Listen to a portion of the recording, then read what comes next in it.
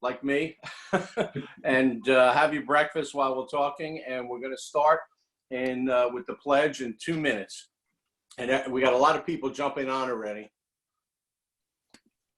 Yeah, it's filling up quickly. This is amazing. We have like, we have like 800 people online already. It's just incredible. 900, 920, 950. This is unbelievable. Tess, as soon as we told them you were coming on, this is amazing. Oh my God, 999. This is incredible. Over 1,000, over 1,000. What a crowd. What a crowd. Jonathan, man, you're good. Good morning, Mr. President. Rich, how are you, sir? Good morning. How are you, Mr. President, sir? Let me just say how very handy that email reminder the night before the Tuesday morning after a holiday Monday is just, it's just perfect. I want to thank you all for that.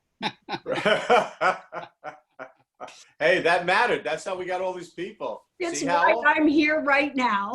There you go. There you go. I got it last night. I went, oh my gosh, early alarm tomorrow. Early alarm. There you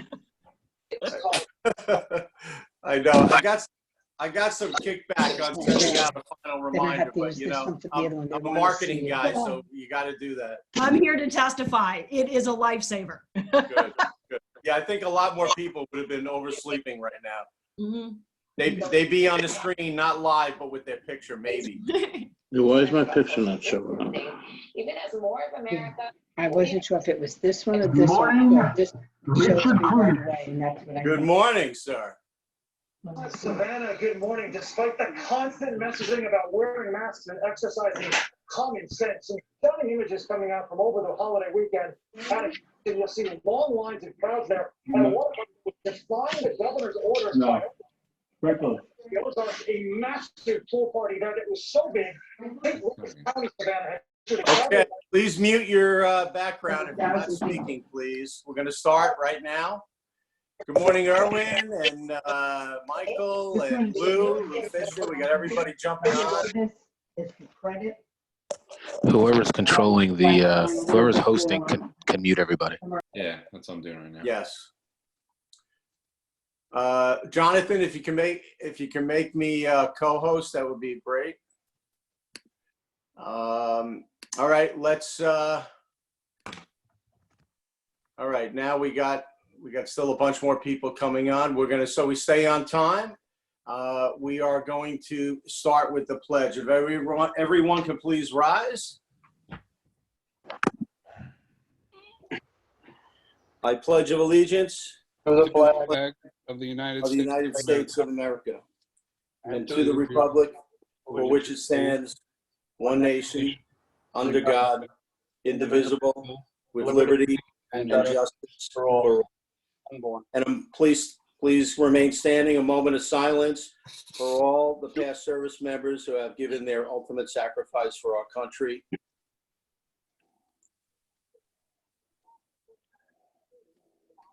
Thank you.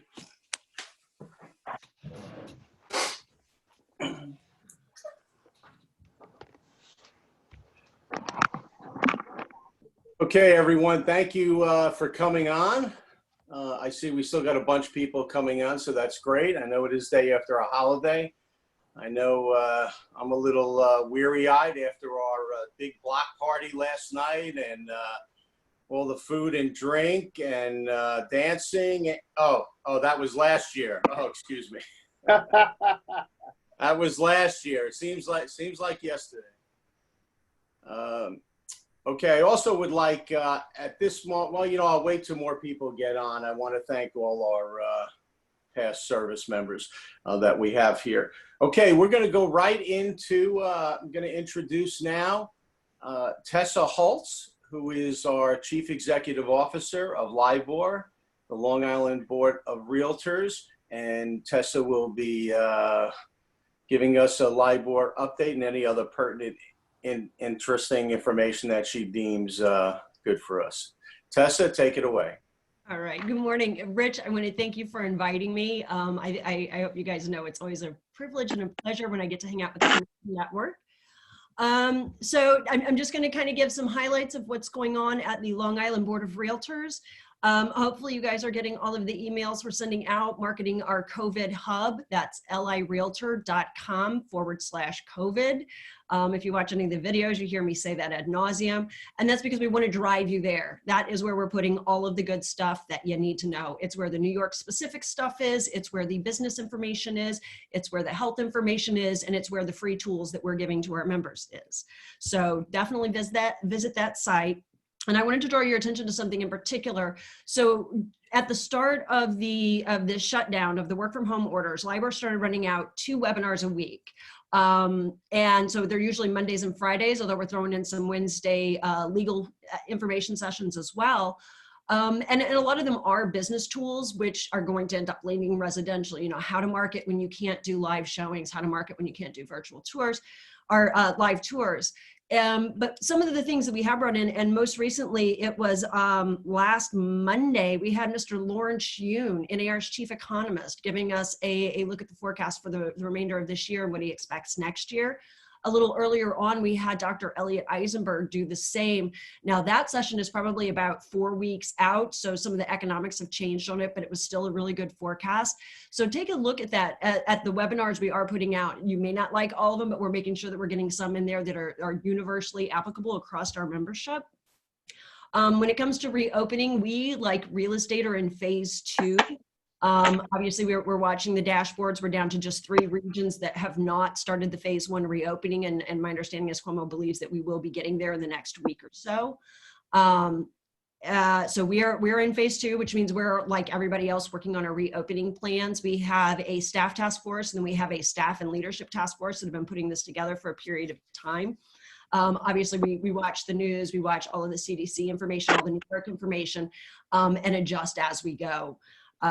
We've got the Ed Conference, one of our greatest annual events, takes place every June, big party, 900 people, live, crammed into a conference room. So the Ed Conference is taking 2020 off this year, and instead we're going to look at doing a virtual day of learning, which will coincidentally have many of the same speakers that we expected to bring you in the Ed Conference. So we are now converting that to a virtual conference. We expect it to be 1 day of information. We don't plan to take everyone's whole day. We're looking at morning and then early afternoon and then letting you out. So since March 16th, LIBOR has been fully operational remotely. A week before the governor did his shutdown orders, LIBOR actually did VPN testing by dividing our staff into half and having half VPN in from home 1 day and then having the other half VPN the next day. So we did a dry run of work from home that tested the system. And so we were able to go fully operational very, very quickly. Why do I tell you that? Well, because we're fully operational, which means we're moving forward. We've actually made 3 hires, one of them right before the shutdown and then 2 since. Right before the shutdown, we hired Mr. Patrick Fife, and he is our new associate corporate counsel, helping take a little bit off of Doreen so that she can get through those commercial forms a little bit faster. We also just 2 weeks ago hired a new communication director. Miss Amy Fletcher will be joining, or has actually joined us and is digging in. We're expecting really great things. I hope you've seen a kick up in our communications, that it's a little bit more visual, a little bit more accessible, a little bit more readable, and I think it's going to keep going on that trend. And then last but certainly not least, we have hired Mr. Jeffrey Mock, who is our urban GAD. So what we are doing with our government affairs department, we recognize that suburban and urban issues are different. The demographics are different, the leaders are different. So we need to treat them differently. And we think that they're each a specialty. So Marlo, if everybody knows Marlo, she is going to continue to focus on Suffolk and Nassau. But Jeffrey, who is coming on board, will be focused on Queens and to a lesser extent, Brooklyn. This will allow them to really get in, really get great relationships with their local electeds and dig in on those issues and not have to kind of be a generalist, but to really dig in. Last but not least, LIBOR is heading into our budgeting cycle. You can imagine how much fun it is to budget right now. If you guys are doing your yearly budgeting or looking at your business planning, you're probably in the same boat. We're making a lot of best guesses. Interestingly, right now, LIBOR is running ahead of budget. We are doing better than expected. And part of that is because membership stayed steady. We were on budget up until the time of the shutdown. And we have actually continued to get in, I think it's about 200 members in the months that we have been working from home. So they're still trickling in. The big kind of holdup on that is the DOS approving a virtual testing. So that, the pool of people who had tested but hadn't yet joined, those folks joined, but now we've got a backup of people waiting to test. So we're looking at all of that going, okay, as we move into 2020 or the rest of 2020 and looking at 2021, how many of the things are anomalies related to COVID and how many will sustain? Things like PPEs look to be a part of our future going forward, as do Zoom meetings for quick, light, let's get people together and save on commuting cost for 20 people. But then other things won't change. And so we're looking really closely at that as we go into our budgeting cycle. And that's kind of the update from LIBOR, unless there's any questions. Yeah, Tessa. Rich, Yes. it's Kate. Rich, it's Kate. Can you hear me, Tess? Mm-hmm. Hi, Tess. It's Kate. I'm the president-elect. Is there any talk? Could the board, not this is a proactive question. Could the board take a look at the next meeting, maybe prorating the dues for a lot of realtors this year based upon what's happened to our business and taking that hit in the summertime, a couple of months away of about $600 might be a help to some of us. You know what I'm saying? I think that that's a very big discussion, and it's something that they will definitely have to discuss, but understand that there are definitely two sides to that. Our members need us now more than ever, and so now is not the time to cripple the association that's here fighting for us. I hear you. That's why I say being proactive, just a question. Absolutely. It'll just, it would be irresponsible to not at least discuss it and go, here's why we feel this way, one way or the other. Okay, thanks a lot. You're very welcome. I see a question up there. What's an urban GAD? It's a government affairs director. So it is somebody who meets with the local electeds, puts together meetings with our leadership in the local electeds, works to get issues passed. Like in December of last year, when we finally got the cooperative transparency bill passed in Nassau County, that was years and years of work by Marlo and our members working towards that issue. So that's what a GAD is, government affairs director. Sorry for the acronym. Any other questions for Tessa? Thank you so much. Thank you, Tessa. We appreciate, as always, your update and all the information that you give us, and we appreciate all that you do for our organization. Thank you so much. My privilege. Thanks. We'll see you soon. Thanks. Okay, everyone. At this moment, let's see, we have, let me just check the chat. Okay, we're still getting more participants joining on.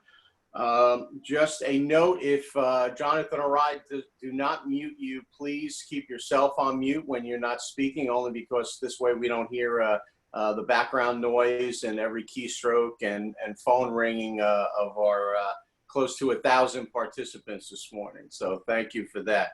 At this time, I would just like to welcome our board members and thank them for all their work. At this moment, if you could raise your hand when I call your name, I'm going to just rifle through these. Buddy Hussein, Patrick Curtis, Evelyn Fasulo, Gail Gladstone, Pam Carmaniolos, Sal Polito, our president-elect, Keith Wilson, James Izzo, our past president, and who's been a very big help to me behind the scenes, Howell Silverman, and our fearless treasurer, Bill Mosley, photographer to the stars of real estate. Thank you all for everything you do. I would also at this time, if everybody who's online right now is a veteran, could you please we'd like to acknowledge you, and if you could please raise your hand. Thank you. Thanks to all of you for your service. And also, if the veterans can keep their hands raised, and also anyone else who has a service member on active duty, who had a service member in the armed forces, a relative in the armed forces, please raise your hand. We thank you for all of your, sir. A lot of hands going up there. Thank you very, very much to all of you and your families. We greatly appreciate it. At this time, we can't thank them more than ever. You'll see some of my virtual backgrounds going up. I have a son, active Navy right now on a destroyer at the moment out at sea. Okay, at this time, I'm going to introduce our past president and dear friend, Howell Silverman. Good morning, everyone. I'm unmuted. Yes, we hear. Unmute. Okay, gotcha. All right, good morning, everyone. I would like to thank our sponsors and just have them say hello to everybody. I'm just going to go down the list real quick. And Touchdown Abstract, Laura Rosenthal. Laura, where are you? I see you on somewhere. Yeah, I'm here. Good morning. Good morning. And I'm very happy to be part of this organization and supporting everyone and everywhere I can, offering right now free notary services. So if you need something notarized, I'll go through a door, on top of cars, whatever needs to get done. So thank you very much for letting me be part of this great organization. Great, thank you. Mark Feinstein from Anchor Brokerage. Mark, are you on? Okay, Steve Barnes from Barnes and Company CPAs, or Anthony Mills, if either of you are on. Okay. Harvey Colon. Harvey, are you with us today? Okay, Mike Ferrugia, I know you're here. I saw you before. Good morning, Howell. Good morning, everyone. My name is Mike Ferrugia. I am the partner of Bruno Gerbino Soriano and Aiken, in charge of the real estate department. And in addition to my private practice, I'm also a realtor advocate as well. Did you want me to touch on those forms, Howell? Yes. Why don't you go ahead and do that while we're here? Super quickly, as you know, over the past month, we've had 2 new forms that you guys may be required to use. One is a mandatory form. That's the Housing Discrimination Disclosure Form. That is a Department of State form, and although everyone in this meeting is in the commercial sector, it applies to you. There are no exemptions. So even though you might not be dealing with residential transactions at all, you are still required to have this Department of State form filled out at the first substantive contact. It can be electronically signed, and I do have to make a suggestion. If you haven't been using the DocuSign service yet, it's only a matter of time. And being that you guys are all LIBOR members, you're also, in effect, NAR members. And NAR is offering a 25% discount to DocuSign subscriptions. So certainly take advantage of those. That DocuSign service can make this housing discrimination disclosure form, as well as all the other forms that you're required to have signed, a lot more easily implemented. The other form is the COVID-19 disclosure form. That's a NISAR form. That's not a DOS form. And that is not mandatory. That is up to each brokerage. So please, before you start circulating that form, please check with your supervising broker. Some offices may not elect to use that form for a variety of reasons. If you have any other questions, I'd be happy to answer them. My number is right behind me. And unless there are any questions, I'll pass it back. Michael, it's Ira. I have a quick question. This came up last week. Do you have an opinion? I heard from somebody who I'll let remain incognito, but they were told by their attorney that DocuSign, the electronic forms of signatures, they were advised by their attorney to never use it, that they're very easily subject to fraud. Well, sure, just like anything else. I think, and there's certainly always a risk there, Ira, but when you're weighing the respective risks of either proceeding without having the form signed and having it signed via DocuSign, I think it's a no-brainer. It's much better. And the only time that that's really going to come into question is if there is a trial on the matter. And as you can imagine, most many claims are settled in this arena and would not come up until trial. It has survived trial challenges in the past, and there's a whole bunch of other elements that need to be satisfied. So it has been tried and upheld in certain circumstances. Certainly, I'm not saying that it's always going to be upheld and it's always going to be honored. But if you take a look at the respective risks, it's a no-brainer. I mean, if you have a choice of either proceeding with it or with it via DocuSign or without it, that to me is a no-brainer. Yeah, I was actually very surprised because the explanation was that it's very easy for somebody to cut and paste the signature and drop it in somewhere else. No. My overall I don't believe so. No. Yeah, I didn't think so, and Hal, I'm glad to hear you say that. My overall opinion with my technical skill, I can do that anyway. It's certainly much easier than I'd ever be able to do it with a pen in my case. But I do know people that can essentially copy signatures. So, okay, thanks. I've been polling attorneys on that commentary. Yeah, and again, for what you're doing, you're kind of being forced to do everything virtually at this point. So really, what are your options? Thank you, Mike. Thank you, guys. And Jonathan just put the link. So folks, check your chat box and you'll see links in there. You can take a screenshot, by the way, very easy. I get questions, how do I write down everything so fast? You don't have to write it down, just take a screenshot, whatever device you're on. Okay, Howell? Okay, and by the way, as part of LIBOR, you do have the Instanet service, and if you need to know more about that, if you log into Stratus or if you need to know more about it, it does have a document signing feature, and I use that all the time because it's integrated right into Stratus. You used to be able to upload your forms to it, but with the switch to one key, that's a feature that's not available right now. But at least you can get the forms signed electronically by all the parties, and it is locked with a key.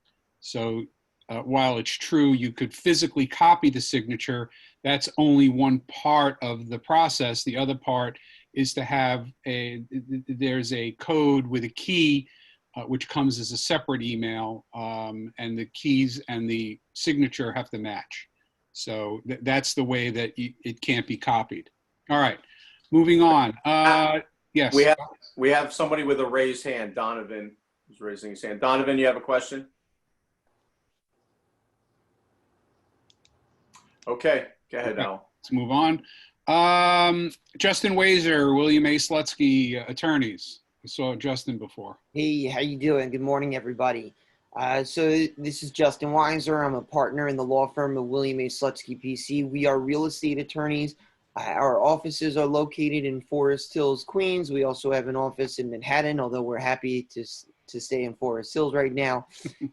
We represent all areas of commercial residential real estate with a particular emphasis in representing condominiums and co-ops.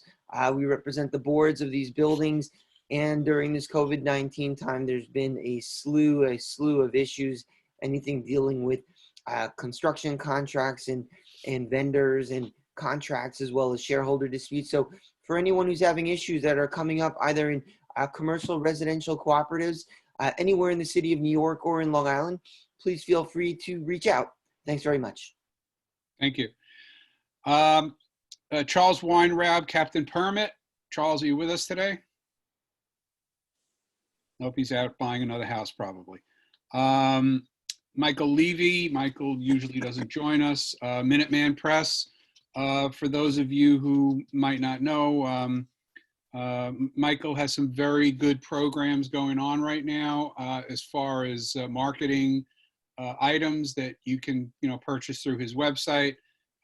He's Minuteman in Levittown, nice guy, and for anybody who wants to visit his website, it's on our website. Okay, Davey Serpolis from City National Bank. Davey, you with us this morning? Excuse me, can we get Justin's phone number? I'm sorry, who's? Justin, the Sure, lawyer? I'll put it Oh. in the comments. Okay. Yeah, if all of the sponsors want to go ahead and put their phone numbers, please go ahead and put it in the chat.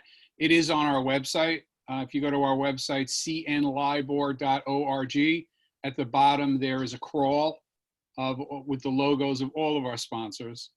So if you want to go ahead and contact anybody, they're all there. Let's see, Eric Bell from Gallagher Insurance. You with us? Okay, Peter Stolzenberg from Eastern American Technologies. I don't think I saw Peter this morning. Ray Thomas from First Equity. I don't think I saw Ray.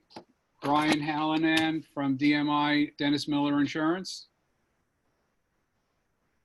Thomas Perry from Suffolk Federal. Andrew Salick, Jovia. Andrew, you with us this morning? Andrew's probably still sleeping. Andrew did want me to let everybody know that he does still have PPP money for those that need it. Forcelli, Deegan, and Tirana. Doug Atkins. Doug, you with us this morning? All the sponsors are sleeping in. Neil Garfinkel or Larry Haber from Adams Garfield. Okay, that's it, everybody. Thank you to all the sponsors. We really do appreciate your support. And we'll be reaching out to you shortly to have a discussion about some things that we want to do coming up. Thank you. Thanks, everyone. Thank you, Howell. I just want to get in here and introduce and welcome for a quick minute our newly elected 2020 president of Long Island Board of Realtors, Matt Arnold. Matt, can you say a few words? Sure, Rich. Good morning, everybody. Hope your families are all safe and healthy and you enjoyed the fruits of our freedom and our home this weekend for Memorial Day. And as you got our esteemed Tessa Holtz's update, the board is working 99.9% behind us. So, and I miss your meetings. I love the camaraderie that you have at the diner and the energy that's flowing. And we're still getting somewhat of that energy through these Zoom calls. And I keep getting tech tips from my nephew. As I told him, I said, I'm on so many Zoom calls, my neck's starting to bother me. And he said, Uncle Matt, you got to put a couple of books under your laptop so it stays even with your face. So that's my tech tip this morning at 8 a.m. here in East Islip, Long Island. So it's good to see all your faces. I thank you for all of the work you're doing and just wish you all the best. We will get through this. We've got some exciting things that we are working behind the scenes. As Tessa gave you a lot of the input of what we've been doing, I've got 5 Zoom calls today, so it certainly saves on the commute. And I am in my suit. I feel you have to get up and get dressed to keep that mind mentally rotating and doing real estate activities. And one of them is, putting your pants on one leg at a time. So, and Jonathan, always good to see you and thank you for all the behind the scenes you've been doing for our organization. We've kept you very busy. Thanks, Rich. I appreciate the time. Nice. Absolutely. Thank you, Matt, for all you do. We appreciate you, pal. Okay. I'm going to change. You know what? I want to get out of the way some other house cleaning here before we have our keynote speaker. So hang on for 2 minutes, Eric. Keith Wilson, our president-elect, Keith, and who's also on the RPAC committee with another board member, Sal Polito. If you guys would like to take a quick minute and give an update. Keith? Or not? Okay, we'll get back to those guys after. How about at this time? Hey, can you hear me? Yeah, we can. As long as you're unmuted, we can hear you. Yeah, I'm good. I just unmuted. I'm sorry, guys. Go ahead. Because I was saying, Rich, there's not much to report because the Congress right now is not in federal session. And Mike Ferrugia just went over that new form legislatively that the disclosure that we have to now sign the fair housing, which is fine. And also the Albany people are not in session either. So there hasn't really, except for a couple of educational things, the form, and next year, starting in 2021, the brokers who are 15 years or more have to now start taking CE courses, as we've discussed over the last few months. There's not a lot of other things going on, Rich, and that really is about it. Okay, great. All right, Keith, our president-elect of LIBOR Commercial, thank you very much. We appreciate it. Is Sal on the air with us this morning or no? I don't think so. Okay. All right. Thank you, Keith. Appreciate it. At this moment, let's get on Mr. Ed Smith, who is past everything with LIBOR. And it looks like, I just want to let everybody know, he's got a great background there. Those are just some of the books that Ed Smith has written over the years. So take it away, Ed. Thanks, Rich. Okay, we have a class actually coming on this morning. Right after this meeting, we're going to be teaching building your commercial real estate business from 10 o'clock to 1 o'clock. We have scheduled the next commercial and investment certification program. It's typically a 3-day program, but now what we're going to do is deliver it on Zoom over 6 mornings. Each session will be from 9 a.m. until 12:45. It's going to be 2 consecutive weeks, Monday, Wednesday, Friday, in each week. The dates are July 6th, 8th, 10th, and then the following week, July 13, 15, and 17. You would register online for this course. So that's what we have going on with the education at this point in time. Great. Thank you very much, Ed. We greatly appreciate it. I think most of us on this call and in LIBOR have taken Ed's CERIC, his designation class for the Certified Commercial designation. And if you haven't, what are you waiting for? It's a tremendous class. Ed does a tremendous job. It is 3 days, but it's packed with information you need. And as important, I think it's a good idea to get that CERIC designation after your name if you're in the commercial business. So thank you very much, Ed, for all that you do. We greatly appreciate it. Thank you, Rich. If I can piggyback on that, recognize that Ed's course just happens to be 22 and a half hours, which just might meet your continuing education requirements. Thank you, Paul. Absolutely. Appreciate that. Good tip.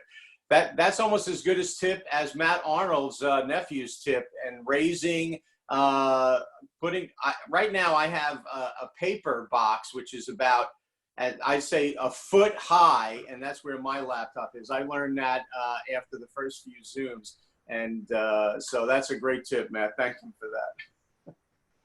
Okay, at this moment now, we'd like to introduce our featured speaker of the day, and that is Mr. Eric Alexander, who is the head of Vision Long Island, as well as the Main Street Alliance. And we have some great information that Eric is going to give us on their survival and update of downtowns and how it relates to our commercial business. Right now, we have Eric's bio up there if you want to take a screenshot of that, or of course, you can go to his website, which is visionlongisland.org.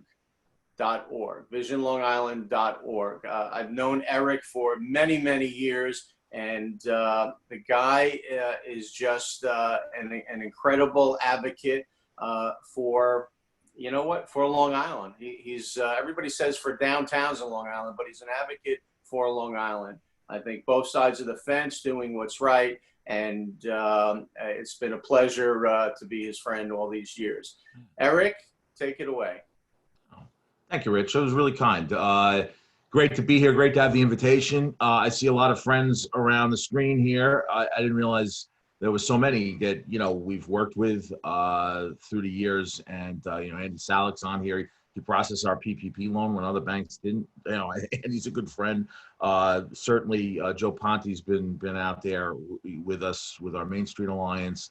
I see Bill Mosley on there, Gabor, Erwin Krasnow.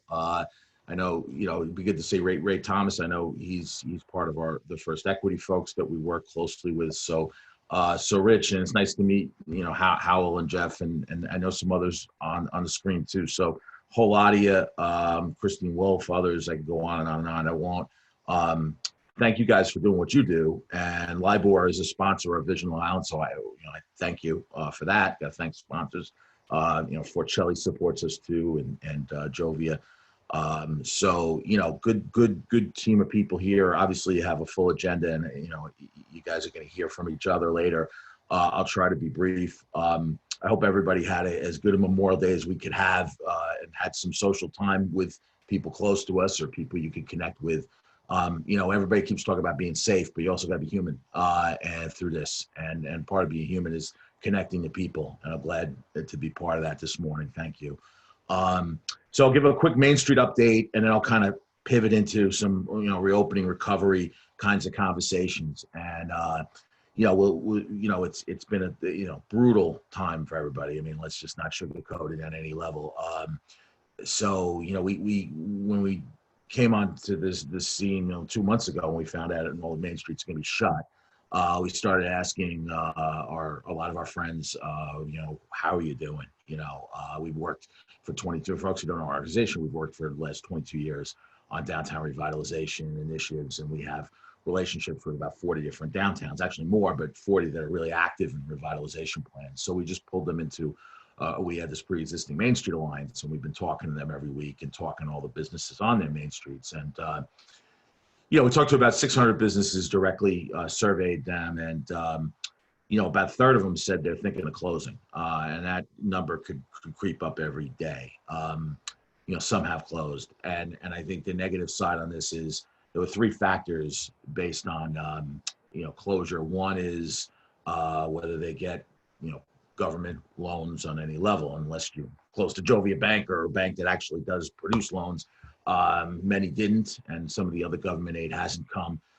So that's strike one. Strike two is folks wanted this to end within a month, maybe two. We're into our third month with not clarity as to when the ending is. So deep frustration, deep economic anxiety. So that's strike two. The third criteria was whether the community rallies around them. And that has happened in most cases. Those that have, a good customer base and a history or good connections and are working hard enough at it, are figuring out a way to keep some money coming in. So some of the main streets, particularly on the restaurant side, are doing it, but they're working with skeletal crews. They're working they're working, almost, 50% more to get, 60% of their income, maybe at best. So Main Streets are struggling. I think I mentioned, the real problem, we got into the whole SBA outreach thing because we realized that a lot of communities, a lot of businesses in local communities didn't even know about these programs. So we were just calling businesses that we knew in different municipalities that we've been working in to try to link them up. Obviously, some of the banks were not, lending to some of the smallest businesses, as you guys know. So that really has hurt people. But some people are now starting to get their PPP, and the unemployment system has been brutal for folks that had some of their staff go on unemployment or trying to pull them back in. There's all sorts of issues with that. So, on the New York State side, there's a lot of accounting that has to be made for that failure at this point. The other challenge that government regulation is imposing on local businesses, the essential versus the non-essential, and just even the terminology is hostile to people. Wait, you're not essential. It's like, really, really. So a lot of Main Street businesses were in that quote non-essential category, and it made no sense. You can have 100 people in a Target or a Walmart or a Costco or more than that, and you can't have 2 people in a jewelry store, a clothing store, or some other Main Street shop. It's really defies belief. In the first few weeks, you're just trying to figure it out. You're looking at rules, you're trying to follow rules. But as you get into 70 days plus, it's like, okay, we got to loosen some of these restrictions. Things just aren't making sense. Newsday did a big piece on that this last week. So that's an issue. I think the real question also with all the various guidance documents and everything coming down the pike, and it's, if it's the state, if it's the county, it's the feds, it's the CDC, the WHO, everyone's just trying to figure out who do you trust? What do I need to do? I mean, every business has to have 15 different guidance documents on how to reopen or more, so it's a real question of, okay, what steps do I have to take to get to the next step so I can begin to make some money again and make a living and be back to normal.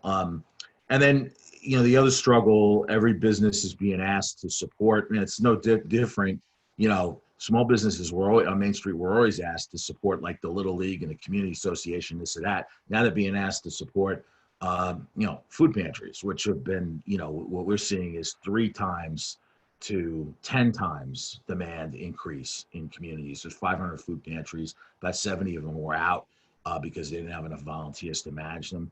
So there's more pressure on the ones that are open to try to keep their shelf full. And credit to Ray Thomas on this group with the First Equity title. We're helping them deliver food in this Pink Tide Delivers program. If anybody wants to get involved, please do pinktide.org. But what we've been finding is when we deliver food to these pantries, there's not other food on the shelf. And it's frightening. There's just not other food on the shelf. They're bare. And each day they just get rid of the food they have. In just about every case. And we've been about 15 of these pantries so far. So anyway, that's all the bad news. So I've now depressed everybody this morning, but you all know it, you feel it, you live in it. So, the good news, as I mentioned, communities are rallying around their individual businesses. Communities want to be on main streets. On a nice day, people are still down. I was in 5 downtowns this weekend and it wasn't great weather. People were out. So, there is this point where people are going to, come back. I believe that wholeheartedly. Everybody talks about the new normal, that people want to get back to normal. And I think they're going to work hard to do that. So that's some of the good news. Now let's pivot into construction, because I know that's a big issue too for you guys on the commercial side. We surveyed 30 of the 40. We work with about 40 different downtown developers that build transit-oriented development or multifamily downtown. Of the 30 that we spoke to, most all of them were still bullish about their projects, certainly. Of course, they're going to be bullish about their projects, but about the industry in general, about the financing, and about the demand.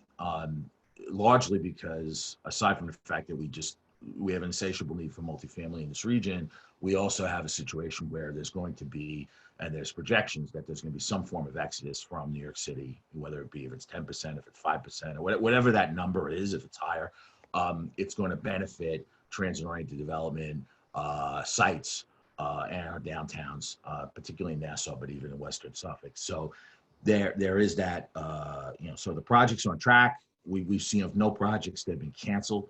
So that's really important to understand. We do understand that suburban office is going to shrink to some degree because some people are going to keep working from home, or you don't need as much space. But the other side of it is there may be some of these distancing guidelines, so you still may have to have a bigger footprint. So folks are sorting that out. And retail had problems, as you guys know, beforehand, but I almost make the joke. It's like, Revenge of the Big Box Stores. For folks like me who work on main streets, it's like this movie, Revenge of the Big Box Stores. Like they really won in this case with the government regulations. So if you have one of those big box entities, or obviously maybe a liquor store or a health center in your strip, you're doing well. So, or better than others. To wrap up this portion of it, there are 15,000 transit-oriented development units in the hopper planned 3 months ago and still today. They're going through the planning process. We had our Long Island Main Street Alliance meeting in January, our last live meeting, and we had 20 downtowns present, and they all were really bullish on their revitalization. It looked like we were going to have our best year. So we do believe that there still is an appetite for Main Street development, and we're not hearing indicators otherwise. If anybody does, please let me know. Maybe we'll have time in the Q&A to get into that, because I'm always trying to get into information. We have been doing our Main Street Alliance calls every Tuesday at 2 o'clock. It's for Nassau on 3:30 for Suffolk. It's by invite only, but if someone wants to rep a certain community, we do want to hear more folks. There's some communities we're not getting to. So we can chat about that offline. We do have a daily newsletter that goes out every at like 5:30 every day, 6 sometimes, to 25,000 people with information. So if you have information about a downtown, please get it to us. That's really important.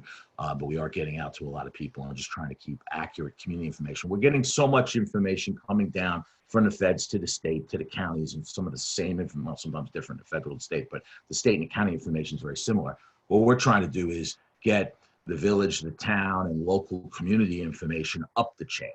And that hasn't happened as much, but because the local papers are under siege and the local media, but it's definitely important to do that. So let me just get into a couple things here, and then I could wrap up and get to questions. But some of the biggest challenges that we're hearing complaints about, aside from the conditions that folks are in, it's a trust factor.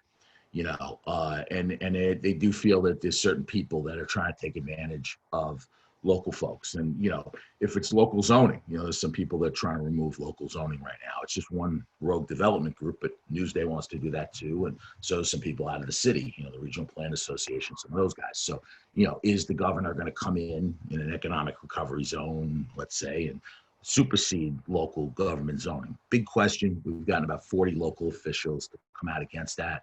And local chambers and civics. If you feel that's a bad idea, please get us a quote. We'd love to have your voices in the mix. But that is a real fear that people have. So we've gotten a lot of, Republican, Democrat, it doesn't cut along any party line. So some people try and take advantage of the pandemic from a zoning perspective. That's one. Two, big concerns about the schools. We're hearing that across the board, virtual learning. I don't know how many people here have kids. I do. I have one, and like 2 hours a day, I'm trying to figure out how to teach her. My wife's trying to do that. It's mayhem, and it's like when I homeschool teachers, no one signed up for that. So, if that's the future, people like, you can have it. I'm not addressing that. We're in front of screens enough. So we're hearing a lot of that. What's a trust too? Is people trying to get rid of the post office? Maybe there's other institutions, real concerns. Obviously, the rules are rigged against small businesses. People concerned about that. People concerned about the impacts on local governments. People like their local government generally. They trust their village and their town more than they do the counties, the state, and the feds up the line. People trust what's close to them. And then there's been a lack of corporate philanthropy. I'm just going to be blunt. There just hasn't been a lot of the big guys stepping in and doing good stuff. And we're just not seeing, we're seeing most activity is what we call communities helping communities. It's happening on a community level. It's folks like you, not some of you guys may represent big guys, but you do work on a community level. I know a lot of brokers do. And that's that kind of mutual aid that's happening. So let me pivot to so that's all the kind of backdrop of where we are. Maybe we can do the backdrop of where we're going. Everybody's focused on reopening safely right now. And that's, every downtown is sorting out some sort of plan. Individual businesses have plans, the mayors have plans, there's plans for outdoor dining, where you're going to put the tables, where you're going to do this, and you're going to have certain types of events or not. Obviously, it's all predicated, and we'll hear more today in a couple hours from governor's theories on this, and certainly Wednesday when they talk about reopening. But there's some things that people are doing now and can continue to do. Obviously support these types of efforts to try to expand the footprint of some of the restaurants and try to shop locally in any way possible. If you were, into the Amazon world and all that, try to find stuff locally. I mean, even Scott Reckler was out there saying, don't buy it on Amazon, buy something locally if you can. Support your local businesses, and that was really helpful to have someone in his stature say that. Support your local, your mayors and towns, moving forward. They need your effort because they're kind of in this with you, trying to get information up the chain, get questions answered. They're dealing with the questions of unemployment. They're like frontline people for community folks. They get enormous amounts of calls and contacts every day. I'd say also, embrace downtown projects. There's 15,000 units of housing coming through the hopper, and I think we're going to need support at either virtual hearings or real hearings about this. This word of density, I guess, spend a second on this. Everybody's saying density is what's bad. Well, when they say density, they mean groups of people hanging together for something.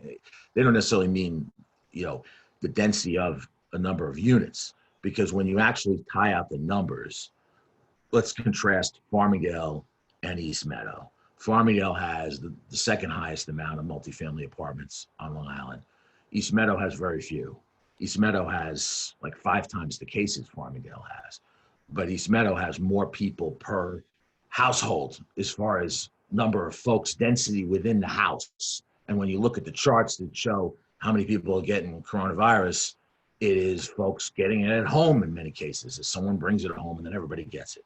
So, you know, when we talk about density, we're not talking about, oh my God, multifamily housing is bad. It's actually in many cases when, you know, there's less people per bedroom in multifamily housing than in particular than in single family homes.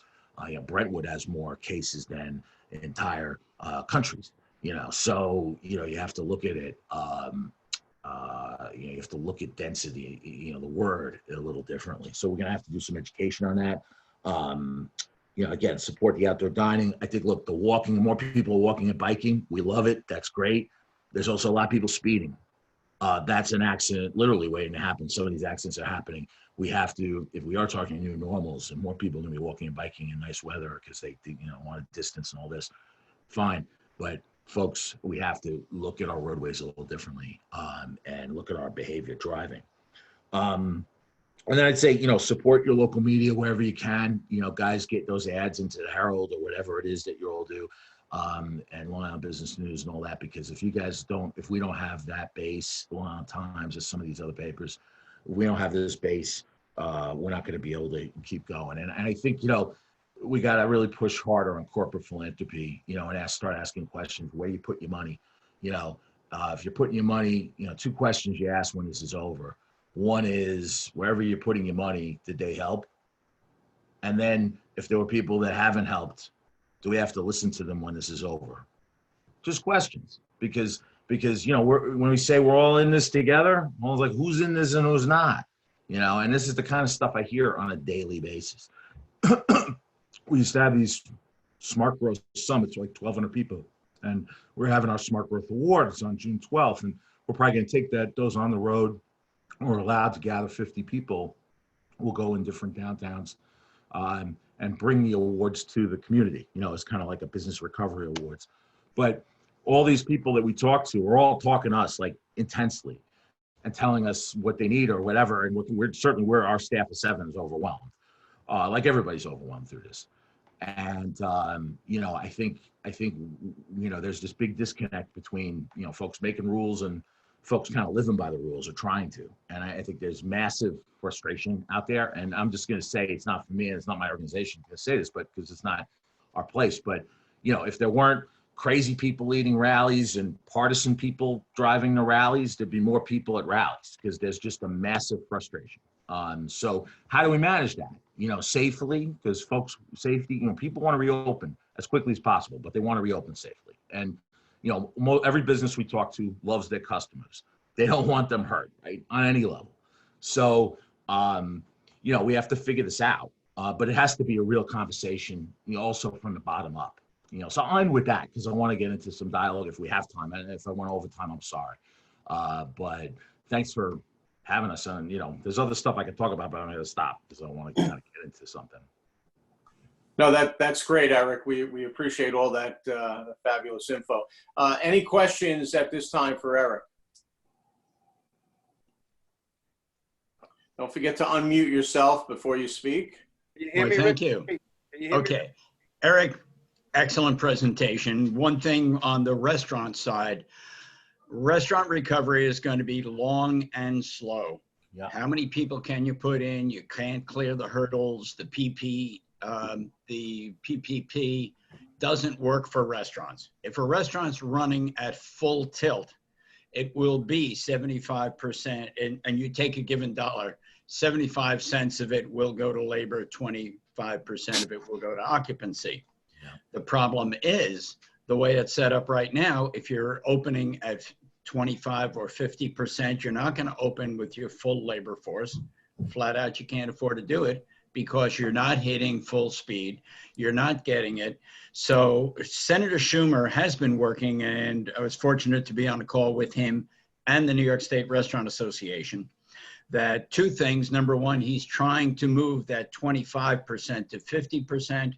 the payback period from 2 years to 5 years. And if you want to help your local restaurants, go buy a gift certificate. You don't necessarily have to be, but it gives them cash in hand that they can utilize to pay some of their fixed costs. They don't get a break on their real estate taxes. Their landlord may or may not give them a break in terms of their rent. So a lot of what they're up against right now, they are very much a week to week or month to month on cash flow operation with a narrow bottom line. Yep. Nobody that signed a lease in 2014 saw a $15 minimum wage coming down the pike. So they're getting hit from both sides right now. Some people are talking as much as 20, 30, 40% of all restaurants closed. I have 2 clients who've closed already and a third who unfortunately passed away from COVID.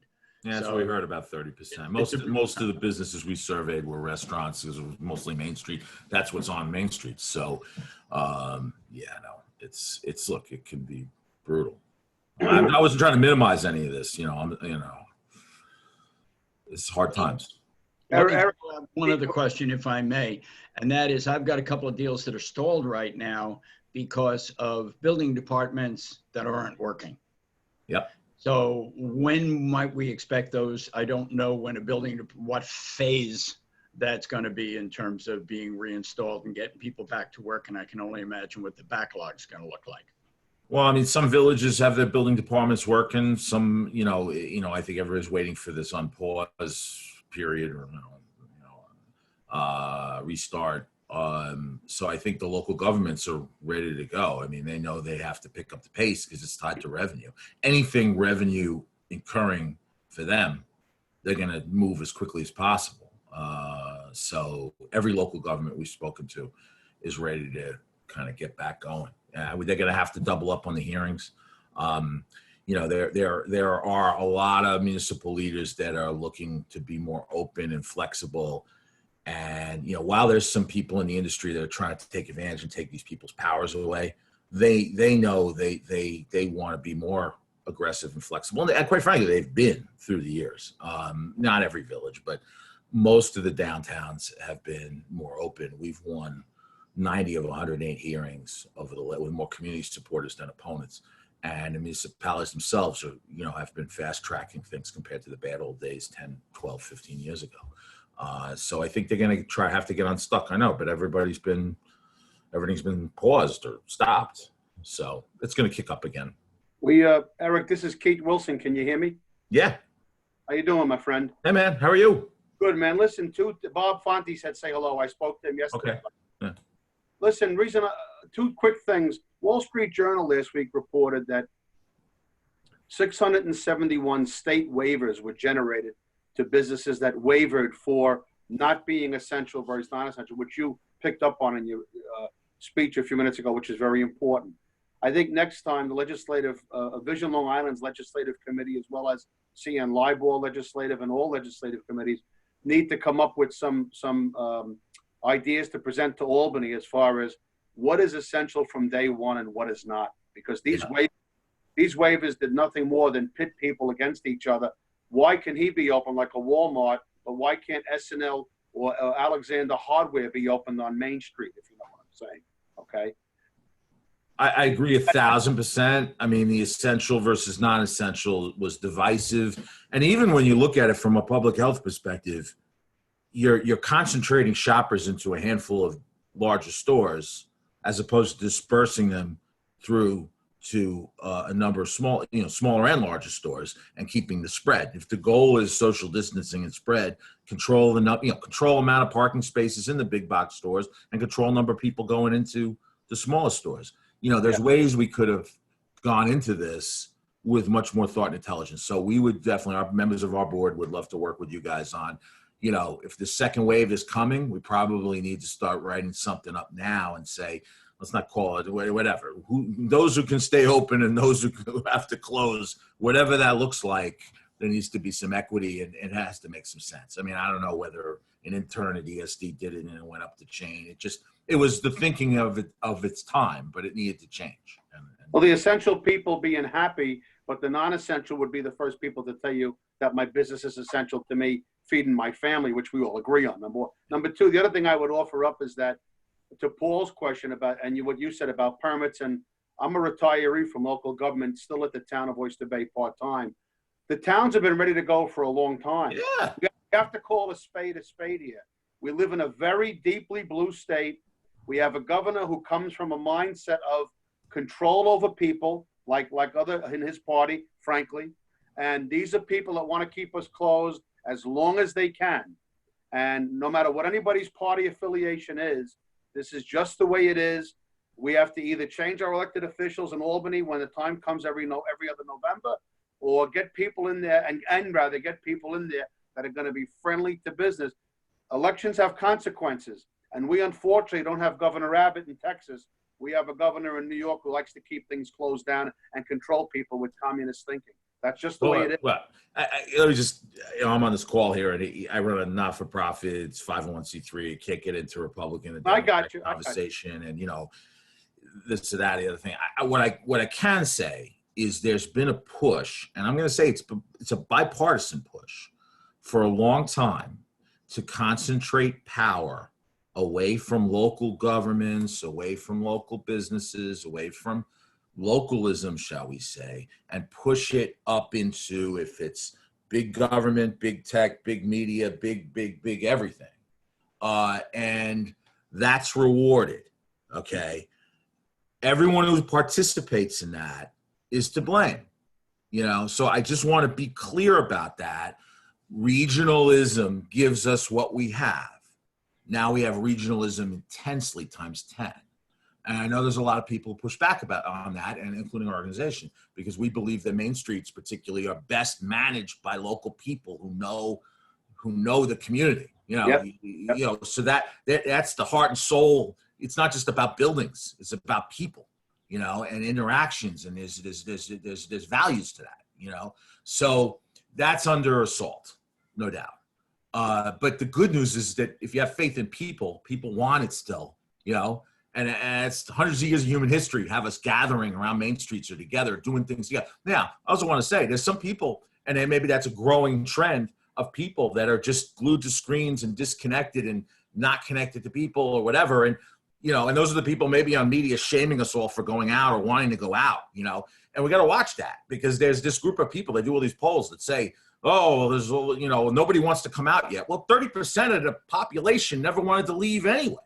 They weren't people who wanted to gather on main streets. They didn't want to be at the parades. They didn't want to be at the events. They didn't want to be at the whatever. It's like those folks, I don't want to count those folks because they don't want, they're very happy on Facebook or whatever, So I'm sorry, you got me on a rant, but the issue's us, we have to kind of be a little more vocal. I don't mean in a partisan way, at all, quite frankly. Eric, I have a question for you. What's the best way to get our opinions upstream? I work with a lot of local guys in the village and trying to get it further up the river. I feel like a salmon. Yeah, I mean, look, I do find the governor's staff on Long Island as responsive as they can be. I mean, Teresa Santoro and Andy Mulvey are phenomenal at what they do. They get right back to you. They do what they can do, but they do pay attention to what local people are saying. And I think more people need to contact them. That's one piece. I think also our state senators in particular, and our assembly people too, but particularly the majority party, need to hear from us more. And they need to get back into governance. I think they're going up this week. They need to, there's an election. As you said, elections have consequences. I mean, there's an election, and you say you got 200 or so legislators. What are you doing through this pandemic? What power are you wielding? I think there's real questions that people need to ask. They need to hear it. They need to hear it.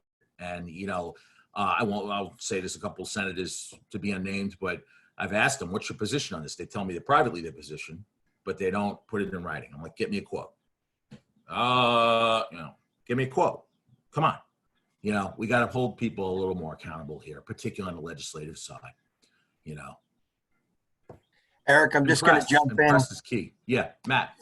Hey, Eric, good morning, and thank you for a great presentation. I know we have a few friends over at the Pink Tie organization. Oh, yeah, great group. And I just want you to let you know that the Long Island Board of Realtors, we have 28,000 members, and they're not just independent contractors. You know, we wrote a letter to the governor, and the first thing I changed on the letter is that we are small businesses. Yep.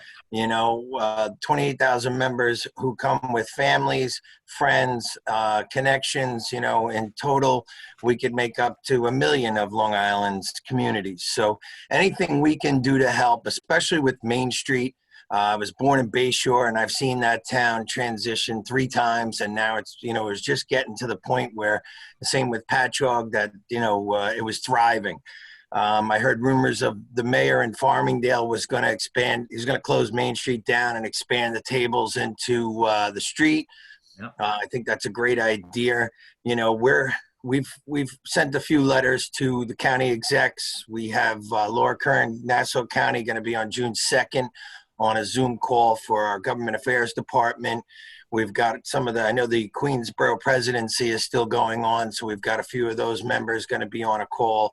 And then I have Steve Ballone coming at the end of June, but we are trying to get some conversations, because just like you said, I go to Home Depot and I see 400 people, you know, going in and out of a store. And, you know, I look at us where one licensee could open up a door for a vacant house or a vacant building and be responsible, wearing masks and gloves. So any part of any conversation you want from us, you have full access with us. I'm very approachable, easily to get ahead of. And I'm, you know, this Long Island's where I was born. It's where I'm struggling right now to make my income. I'm not married to one of the billionaires that got to sit at the table with the governor or any of the millionaires from Manhattan. You know, the only way I make a living is selling real estate. So anything you need from us, I'll put my cell phone in the chat box. Any type of conversation we can help, call to actions or anything, we want to be welcome in those conversations, and we are open-minded people. Of course, we believe in health before wealth, but we think that, you know, we have a lot of members that have families that are just like you, homeschooling, their moms, their teachers, they're problem solvers, and they're also trying to make a living. You know, and some of these people on Long Island are single parents, and even the ones, just like you said, you know, you didn't sign on to be the teacher. That's why we have teachers, because they know how to do those things. So anything we can do from the Long Island Board of Realtors standpoint, we'd love to be a part of any conversation, especially about Long Island. Matt, I want to thank you very much for those. I had the opportunity earlier this week to speak with Laura Curran. And with that, it's up to all of the incorporated villages and the mayors as to whether or not they choose to open the streets. But Laura, on a countywide basis, is very much in favor of that. In Connecticut, something else that they're permitting is to take a portion of your parking lot and going out there. One of my clients has a relatively small restaurant in Connecticut with 44 seats, but through creative use of his parking lot, he can maintain social distancing and now put in 60 seats. Most of them outdoors, all of them outdoors. I like to, every now and then when things get nuts, I try to get my sanity. You know, I was born going to Fire Island and Robert Moses, and I like to take a ride over to the bridge. And it amazed me the last couple of weeks, the amount of people packed at the beach, you know, and then I think of my business. I just want to let one person in that's going to sign a contract to a house. But Capture yesterday had a cone every other spot, so you couldn't have so many people gathering. So I said, I wonder who was paid to be the cone guy, the cone girl this morning to stop people from going to Capture. It would, the days of when I was growing up, there used to be a toll to get over the bridge. That would have been just enough. But I have to cut short. I've got, amazingly enough, 4 other Zoom calls and one with NYSAR shortly, and then our executive committee following. But Eric, I thank you for your time. Rich, great meeting. Good to see all the faces. I'm looking forward to that first breakfast meeting when we're all in the room together, and that camaraderie together and unity while we're all together, and that energy. And Rich, way to keep it up. I appreciate everything you're doing for our organization, especially the commercial network. Thanks, Hal. Thank you, Matt. We appreciate all the great insight, and have a great Zoom day, pal. Talk to you soon. Thank you. Bye-bye. Thanks again, Eric. No problem. So, Rich, I guess I'll close out, because I know you have a full agenda, so I don't want to dominate your time. I just want to say, this is an Uncommon Ground newsletter here that, magazine that you guys produce that we've been distributing to our summits and everything for 15 years. LIBOR is a natural ally of the work we do, and we should be a natural ally of you guys. I mean, the best people to sell place are realtors because you understand local communities.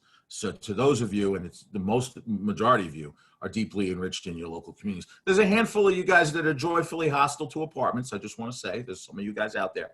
It's maybe not on this call, but we've run into them. But you guys have been great.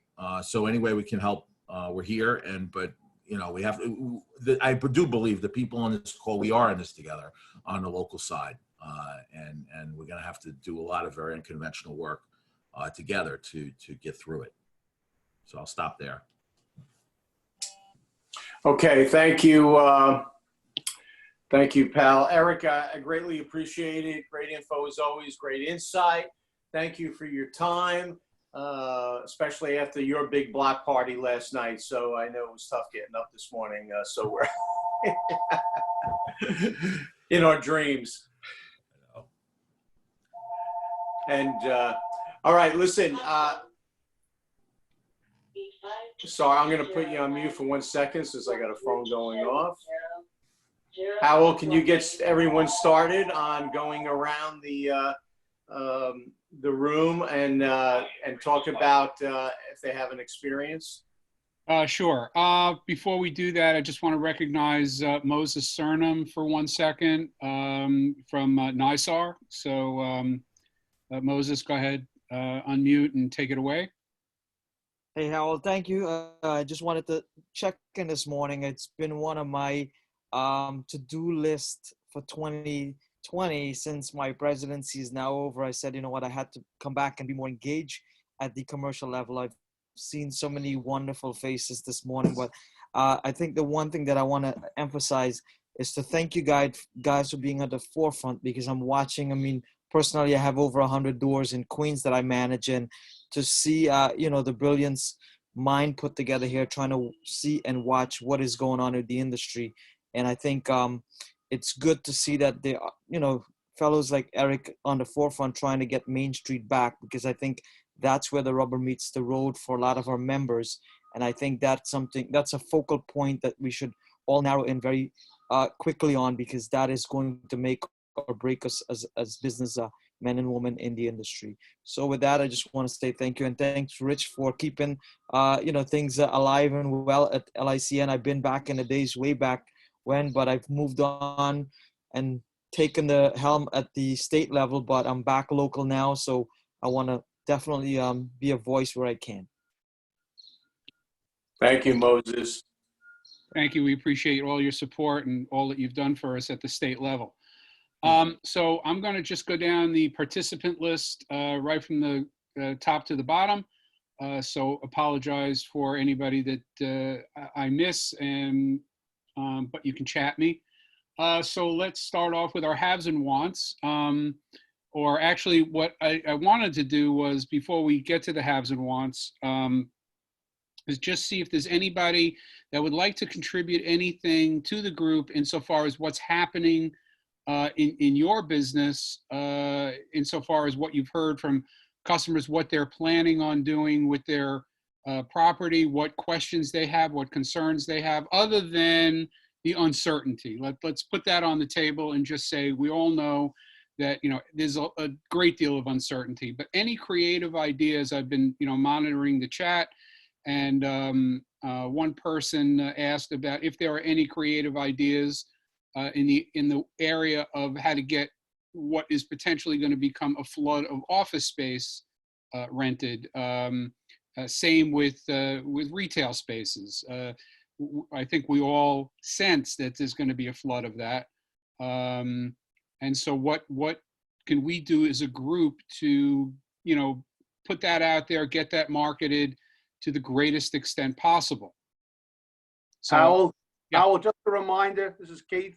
Yeah. Just a reminder to everybody, as Richie's agenda says, we need to end by 10 o'clock. So if people can be concise and to the point, what haves and wants and what you're asking, it could get long. So we need people to be as brief as possible, okay? Yeah, so that's why I say we'll combine that along with the haves and wants. And so let's, if everybody keeps it, to a minute, we can get through this in 55 minutes at this point, which will end us right on, right about at 10. So with that, we'll start. We'll go down the road. And I see Amy Fletcher. Amy, you have anything for us?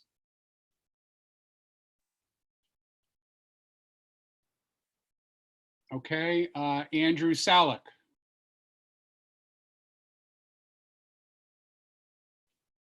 Andrew, I know you're on. We're not hearing you though. Okay, apologize for that.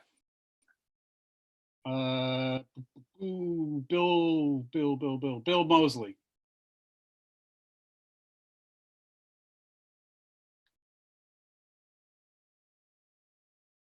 Okay, I see that you're still. I'm working on it. There we go. There you go. Okay. Yeah. I recommend, along with a lot of what people have been saying, Eric and everybody else, I tell you, the thing I remember is the follow-up. The fortune is in the follow-up. So, when you're looking for relief or anything like that, realize these people are swamped. The computer systems are, from the Neanderthal era, and just keep plugging away. And but realize too, this whole payroll protection thing is a loan unless you can prove otherwise. So be very careful. And of course, caveat disclaimer is always consult with your tax preparation person or your legal counsel before taking any advice. As far as the coming back and everything, it's going to be, like Eric says, going to be a slow process, but it's good to have guys like that out in front, taking the brunt of it and sorting it out for us. So that's a big thing, and that's basically it. Unfortunately, the gambling trip with the treasurer, our bank account has to be postponed. In fact, Metro Federal Credit Union, our bank, sent me an email, said, "You don't have enough activity going on. We're going to close your account." So maybe we need to spend it on some things. Okay, thank you. You're welcome. Charles Rabideau. Yes, hello. Good morning. Good morning. Do you have anything to share? Yeah, well, where do you want me to talk about my company? You let me. Yes, go ahead. Say who you are, Yeah, what you do. I run a company, Men at Work Staffers Corp, and I just recently got the license as a real estate agent. So that's why I asked. I'm a friend of Rich Cruz. We're part of the St. Anthony's Fathers Guild, and I asked him if I could sit in and listen to the meeting and see what you guys, talk about. And it was very interesting. Okay. And I want to thank you very much for letting me sit in. No problem. Excuse me, what is Charlie, what is that Men at Work business? If you could tell us in 15 seconds what that is. We staff construction labor all over the 5 boroughs, anywhere from carpenters, laborers, painters, all open shop, non-union. We help out smaller companies and non-union companies, staff up and do larger work. Real quick question. If in real estate Long Island, people need a handyman or something done, we can refer it to Long Island as well? Yeah, it's kind of hard. The guys that I run usually are used to construction jobs where they last a little longer. The day kind of work, like if they have a delivery and they need a guy to clean up a house, that's a little tougher for me to service that kind of a client. We're really built up, and my men are built up where we're on construction jobs. Okay, thank you very much. No, thank you. Okay, next up, Andrew, are you back with us yet? Nope, I still see no picture and still muted. Connie Francisco, who's with us twice apparently. Okay, Davey Serpolis. Davey, you with us? Yes, I am. Good morning, Davy Trapellis. Haves and wants, we have an opportunity to help with lending, even in the current market, with strong credit deals. So when the market starts to open up and people are acquiring real estate, I'd love to be able to help with that. We specialize in owner occupied. We also do leasehold improvement finance for companies that are not getting all of their leasehold improvements funded through the lease with the landlord. So in the future, that will happen as well as people move and business reopens, and happy to work with anyone and support their ability to move real estate and make real estate deals happen. Also looking to connect to nonprofits.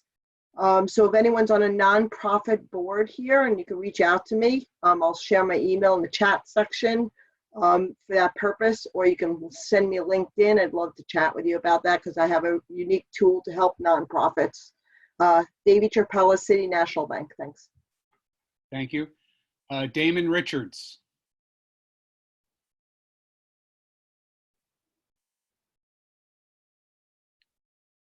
Okay, Donovan Nieta. Nothing to report, but great meeting. Thank you. Ed,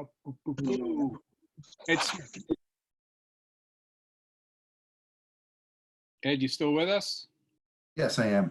Thank you. I'm your Connecticut resource. I live up here and I have a great network of people I'm working with. If any of your clients are looking to do anything in Connecticut, reach out to me, 631-807-2050. And I'm going to take off at this point because I'm going to be teaching very shortly. So I wish everyone a good day. Thank you. Thank you, as always.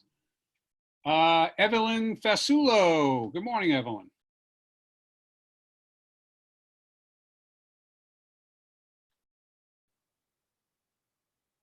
Okay.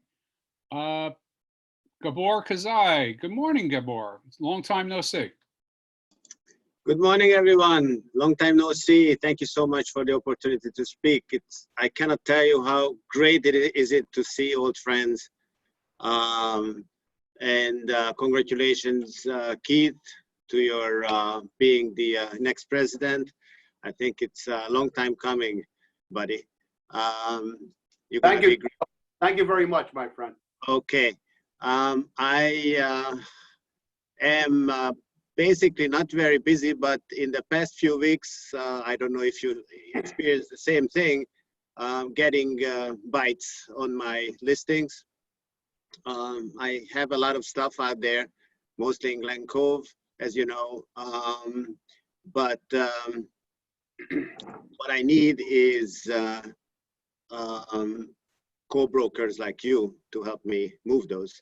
So I put my brochures in the chat so you can click on that and please help me move those things. I think there is a pent-up demand for real estate deals. That's what I feel from the phone calls that I get recently. The initial shock is gone and people are really looking to get back to action. So that's what we need to do here.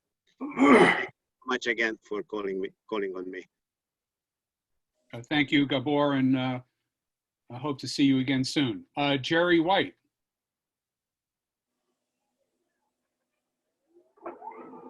I'll pass today, sir. Okay. Sorry. Harvey Colon. Yeah, hi, everyone. Great meeting. Thanks for putting a great meeting together. So as you know, I do have a closing coming up this Thursday, thank God. It happened, the contract went in February, and the buyer was an all-cash deal, never decided to back out. So we're happy about that. I also represent my son, who owns a company called waterheaters.com, which is a sponsor at CNLIBOR. And so just his business has been up and running at about half volume. But he's back and looking for a business. So both residential and or commercial, they do, certainly individual homes, and they also do anything from restaurants which have not been open to hospitals and hotels. And so anything you need on water heaters, boilers, or gas piping, more than welcome to call us, and waterheaters.com. Thank you. Thanks very much. Ira Zucker. Yes, good morning, all. Yeah, great meeting. First thing, I have a great location on Jericho Turnpike in Syosset. It would be great for a professional person, a psychologist, insurance office. It's about 2,000 square feet. Certainly call me. There's a residential component as part of the whole property. Interestingly enough, since that went up, we have gotten dozens of calls in like 3 days. The issue is it is in a commercial area, and every family with children simply are not interested. So we are going to be looking into possibly even changing the residential building to another professional office. It's about 2,500 square feet. It's an old Cape. But the other one is very much as a retail professional type location right on Jericho Turnpike. This is the residential is on the swing side of the property. Paul, it's across from the hotel you know well. And two interesting things within the crisis type thing. I have one deal. This is holding up essentially 10 days before the close down. I was on the property, showed it after a year to the people who very much want to buy it. There were 5 people there from a church, including the priest. Thought it was fabulous for them. As we finished, and we were there about 45 minutes, the owner of the building came over. He's a real estate attorney. I went to shake his hand, and he said it went well. He has his staff around, and he was just like, just leave, Ira. His secretary's husband was the first recorded case in Nassau County. So he was closing down the building. And the other thing, I called up a restaurant that I actually, this weekend, where Billy and I go to rather frequently, I'd say monthly. We had already done 2 takeouts, and they're closed for good, I found out. Fortunately, they have a second location, and I expect to hear from that owner today. But this whole thing is real. It is contagious. Money's nice, health is better. Otherwise, you can't spend it. But hopefully, we have reached the end of this, and the trick now is to not let the spike get us. Thanks a lot, and that's it. Thank you, Ira. Erwin Krasnow. Good morning, everybody. Erwin Krasnow, Area Real Estate, 516-470-2100. If we're allowed to reopen in the state of liquor licenses, I have an outdoor restaurant on the water, which should make Paul smile. That should be able to help people with enjoying themselves and socially distance themselves. I also have a couple of 7-Elevens I might consider selling at, below 5 caps, triple net deals. But the market's been very weird. There's not a lot of new stuff being put on the market. Nobody's flooding to list their properties per se, but any of the deals that we're working on, we seem to have a lot of competition or other people putting in bids, or bids dying, then bids coming back. But also we're finding there's probably no real source of liquidity or financing for deals today either, because most of the banks are either working on the PPPs or they're working on deals with their existing clients to basically get forbearance agreements on their existing mortgages. So there's not a lot of new funds for money. So any deals you're going to do, you're going to need a lot longer time to finance, or you're going to need that elusive cash buyer who can come in and close without having to go to a bank to do stuff currently. As a side note, I just want to say that it's really important for everybody to be safe. I lost my mom last week. My associate lost his father 2 weeks before that, and a woman who's worked with me for 40 years lost her mom like 4 weeks before that. Well, all 3 of them were living in assisted livings, and they probably got it from some of the help that was coming in and out of the facility, because all these facilities were on lockdown and none of the families could visit them.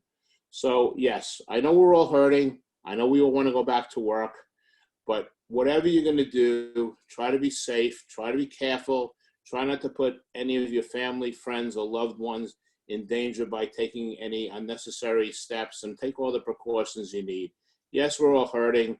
Yes, we all have been having a tough time, whether it's homeschooling, isolation, lack of income, etc. But as everybody said, you know, money is replaceable, family, loved ones, and your health is not. So just be careful. Don't rush out there, and be safe. That's all I can say. Okay, thanks, Erwin. Appreciate that. Sorry for your loss. Thank you. Jeff Stone. Jeff, good morning.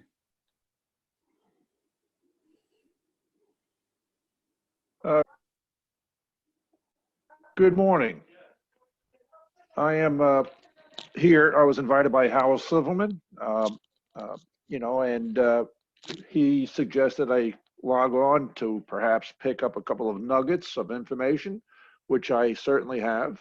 I recognize some of the names that are here, but I'm residential sales, specifically working as a seniors real estate specialist, and I have weekly Zoom podcasts now that will also be put on the Element podcast site. But going forward, I also have a bi-monthly Zoom podcast on mental health and wellness during COVID-19. It's been well received. I'm on the heroin task force for Nassau County.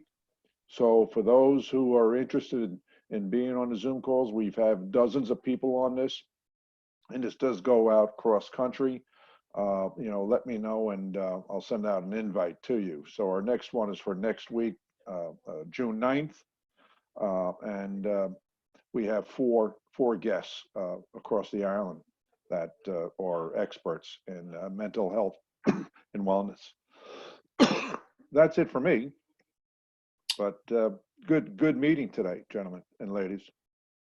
Okay, thank you, Jeff. And if anybody has any questions about senior housing, senior, you know, places for seniors 55 and over, Jeff is a good resource. Joseph Ponte. Good morning, Joseph. Good morning. Thank you for inviting me. This is great. A lot of meeting a lot of the realtors. I myself am a realtor for 50 years, believe it or not. And but I'm also a building and zoning inspector for 50 years. So, where? I was different municipalities I was involved in, and that I see a lot of changes coming up with zoning, you know, with mixed uses based on the economy. Whether it's offices over storefronts, which originally we had a lot of residential over storefronts. We changed it in the 70s and 80s. So I see some possibilities changing back because residential is in demand. But I just wanted to throw that out there as from what I've been talking to different municipalities and a lot of realtors. And I support the realtors and the industry because they are the backbone of Long Island. And I just want to be there for them. And I just want to throw something in. Some of the restaurants owners called me because they were selling them to another restaurant, and they can't sell them because the Nassau County Health Department aren't issuing certificates for the buyers. So they're a little apprehended about buying them until they can get that certificate. So I just wanted to throw that out there. Unless it changes, they're all on stall. As a side note, that's it. Okay, thank you, Joseph. Paul, you have any comment on that as the restaurant guru? Yeah, very simply, that's part of what I was interested in previously about government getting back to work so we can get those. The good news, and don't let this get out, the good news is the state is working on applications for liquor licenses. Good. So those are moving forward at this time. So fortunately, we will not have a backlog there. The backlog that I'm experiencing, you're absolutely right. I don't know if the Nassau County Fire Marshal is going out and doing their inspections. The health department is definitely a no-go right now. But what I'm doing with these is structuring deals so that they will move forward and that the rent commencement or actual closing is predicated upon issuance of liquor license, all required permits. And when you have those permits, that's when then the cash actually goes across the table. That is one way to proceed with that.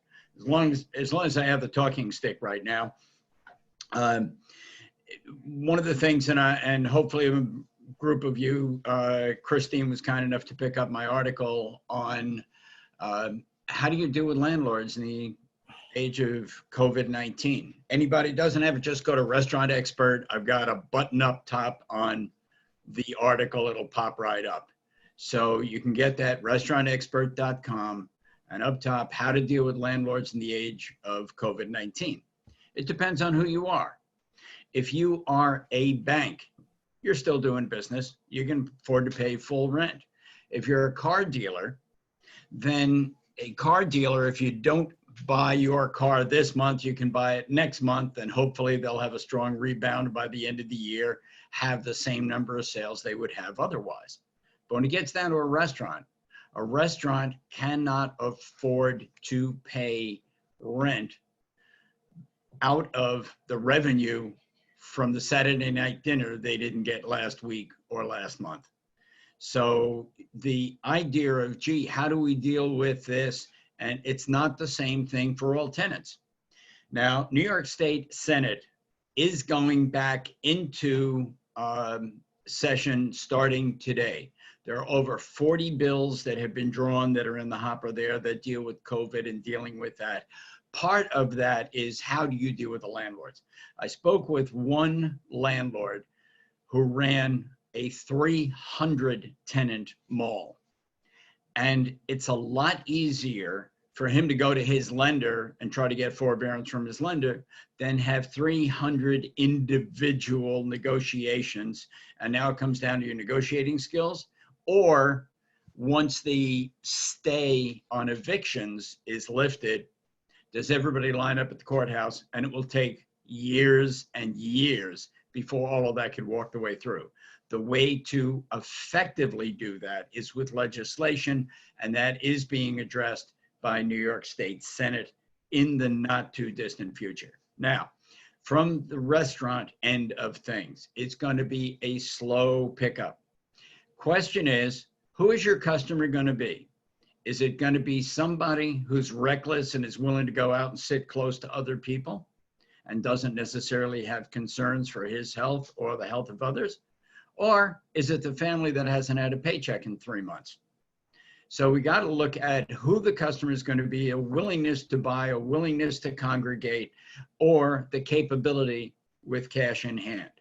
All of these are going to be difficult. So one of the things I'm suggesting in some cases is a percentage only deal for a period perhaps as long as a year, but that can permit a restaurateur to get up, open, and operating, and a year from now get into the negotiated rent. Our biggest problem should be, gee, how do we figure out a commission on that? We have a number of things that are going to happen. There is that possibility of a second wave. It's interesting how some states are so ready to go out and reopen because of the pressure from the people marching in the streets, when at the same time, their numbers are going up. Fortunately, we were able to flatten the curve. We've seen the downside of the curve, but we certainly can bounce as well. I just did the numbers. We have another 20 cases on Long Beach today. Long Beach Island, meaning Atlantic Beach, East Atlantic Beach, City of Long Beach, Lido Beach, and Point Lookout. So we're still getting new cases. And if we get too close, and if we get exposed to too many people, this is going to be difficult. Does a restaurateur have the right to put someone at risk to force them to come back to work? And that's a question that's yet to be fully addressed. There are arguments on both sides of that. That's part of what we're looking at. All right, Paul. But in all of retail, it's going to be a challenge. And last but not, I have restaurants available. I have some that are permanently closed, but so now you can get into them with no key money. I wish everybody the best, and please stay safe. Thanks, Paul. Maybe what you want to do is create another Zoom meeting, just for that, and we'll help you with that. Be glad to. Thank you. Thank you. Okay. let's go on to Delore Khan. Delore, good morning. You have anything you want to share with us? Oh, he's not in front of his camera. All right, Christine Wolf from New York Real Estate Journal. Good morning, Christine. Hi, how's everybody? Good to see everybody. Thank you all. I don't really have much to report other than just wanted to kind of check in with everybody and kind of see what was going on. So I'm glad everyone is here, and it's been an interesting morning. Thanks for everybody. Okay. That's it. Okay, thanks. For those of you who don't know, Christine is with the New York Real Estate Journal, and and a sponsor, and one of our sponsors. So thank you, Christine, for joining us. It's a rare happening, and we hope that you'll come back again soon. Okay. So pardon me if I botch this first name. Kulbushan Mangal.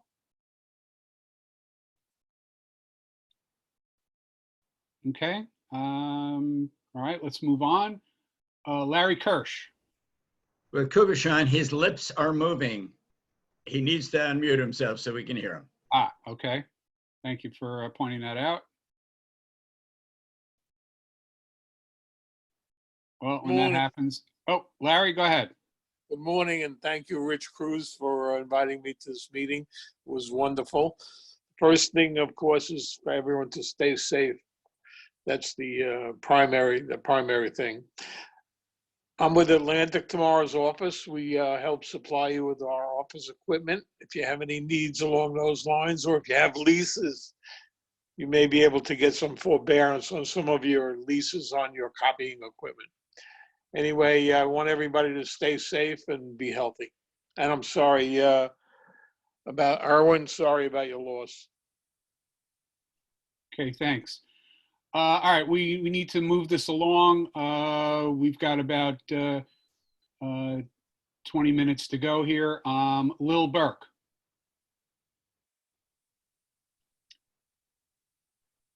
Okay, Lois Thompson.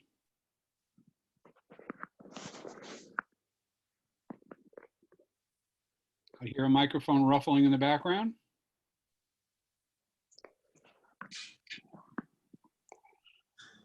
Okay, we'll go with Lou Fisher. Hi, everybody. Lou Fisher with Douglas Elliman Real Estate. My halves are a retail space, 307 Main Street in Huntington. It's a 2,000 square foot retail space, $7,500 a month. I have 43-45 High Street, affordable housing development in Manhasset, 3 acres.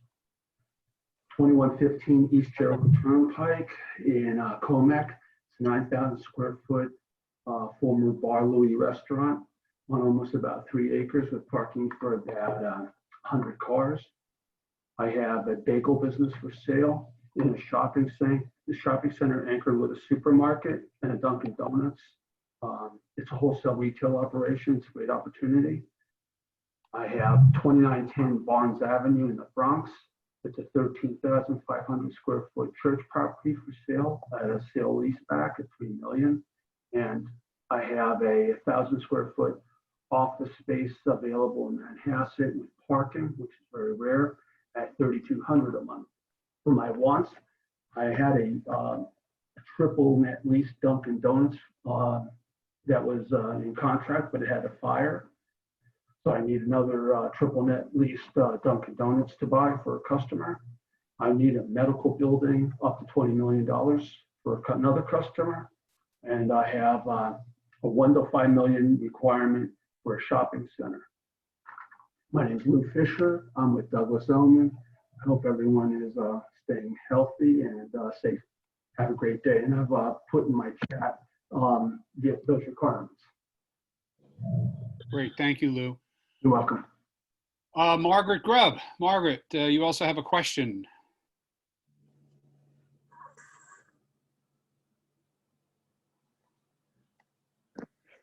Margaret, you need to unmute yourself. That would help. I'm sorry. All right. I just wanted Jeff's information. About the 55 and over? Okay, Jeff Stone, contact him. Okay, thank you. Okay, Michael Sofer. Hi, everybody. Mike Sofer, Elderberry Real Estate Services. Primary focus is on financing. So for the most part, what I'm financing is investment real estate. I'm also doing owner-occupied real estate. I deal with dozens of lenders. Again, anything income producing, anything owner-occupied by a business, anywhere in the country, any kind of financing. If you need private, quick money, if you need conventional, traditional money, construction, permanent. That's what I've been doing for the last 25 years. Mike Sofer, Elderberry Real Estate Services, 917-822-9268. Thanks. Okay, thank you, Michael. Michelle LaRosa. Good morning, Michelle. Good morning, everyone. So this is Michelle with Burko and Associates. We're an equity firm that deploys anywhere from $4 to $10 million into LP equity, preferred equity, and mezzanine into ground-up construction and the conversion projects in New York and Florida. I have a few development sites for sale in Queens and in Brooklyn. They're in multifamily, mixed use, and they're anywhere from 10 units to 60 units. And then I'll leave my contact info in the chat. Thank you very much. For those of you who haven't figured this out yet, I apologize. I'm going alphabetically down the participants list by first name. So you can watch and see if your name, where your name comes up. Next up on the list is Monica Altman. Monica, nice to see you.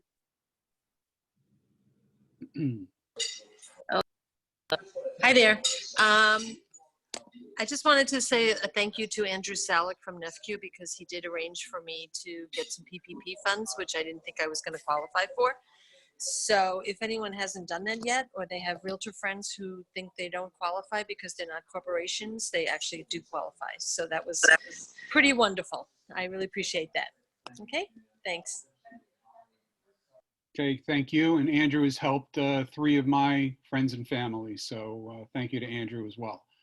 Moses, anything else to add? If not, we'll move on. I'm good, thank you. Thank you. Nicholas, Mosey. Hey, good morning. Good morning, everyone. How are you? Yes, it's good. Just want to say thank you for being on this meeting. Also, thank you to my broker from Keller Williams Realty Elite of Massapequa, Suzanne Greenblatt. It's my first meeting. I don't have anything as of right now, but I appreciate you all taking the time and doing this. Very informative, and it was like a great group of people. Thank you. Thank you, and please join us in the future. Absolutely. Okay. Pamela Carmagnolos, our secretary. Good morning. Good morning. Can you hear me? We can hear you. Okay. So what I have is a flex warehouse at 1445 117th Street in College Point.